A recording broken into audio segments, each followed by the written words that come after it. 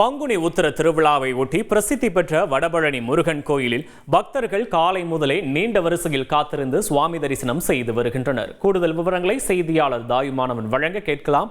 தாயுமானவன் வணக்கம். அங்கு இருக்கக்கூடிய கல விவரங்களை பதிவு பண்ணலாம். தாயுமானவன், பங்குனி மாதம் வரக்கூடிய உத்தர நட்சத்திரம் என்பது முருகன் மற்றும் ஐயப்பனுக்கு உகந்த நாளாக பார்க்கப்படுகிறது. அந்த வகையில பிரசித்தி பெற்ற வடபழனி முருகன் கோவில்ல பங்குனி உத்தர பெருவிழாவையொட்டி தினசரி காலை மற்றும் மாலையில முருகனுக்கு சிறப்பு அபிஷேகம் மற்றும் வழிபாடுகள் கடந்த சில நாட்களாக நடந்து வந்தது. இந்த நிலையில பங்குனி உத்திரத்தை முன்னிட்டு வடபழனி முருகன் கோவில இன்று அதிகாலையிலேயே நடை திறக்கப்பட்டு உச்சிகாலத்துடன் தீர்த்தவாரி மற்றும் யாகசால பூஜைகள் நடைபெற்று வருகிறது.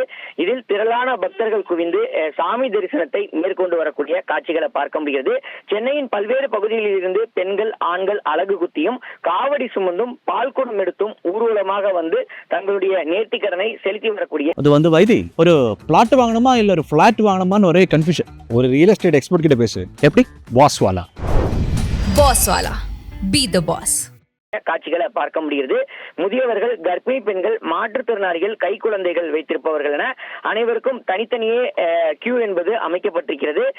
காவடி எடுத்து வருபவர்களுக்கு தனி வழிகள் என்பது அமைக்கப்பட்டிருக்கிறது.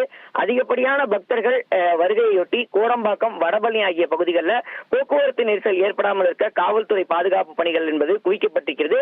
மேலும் வடபழனி முருகன் கோவிலை ஒட்டிய 4 மாட வீதிகளிலும் போக்குவரத்து நிறுத்தப்பட்டு காவல்துறையினர் தடுப்புகள் அமைத்து பக்தர்கள் மட்டும் உள்ளே செல்வதற்கான அனுமதி என்பது அளிக்கப்பட்டு வருகிறது.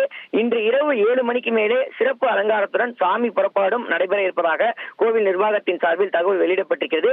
தொடர்ந்து தெப்பத் திருவிழாவும் நாளை முதல் கோலாகலமாக நடைபெற இருப்பதாக தகவல் என்பது வெளியிடப்பட்டிருக்கிறது. விவரங்களுக்கு நன்றி தாயுமானவன்.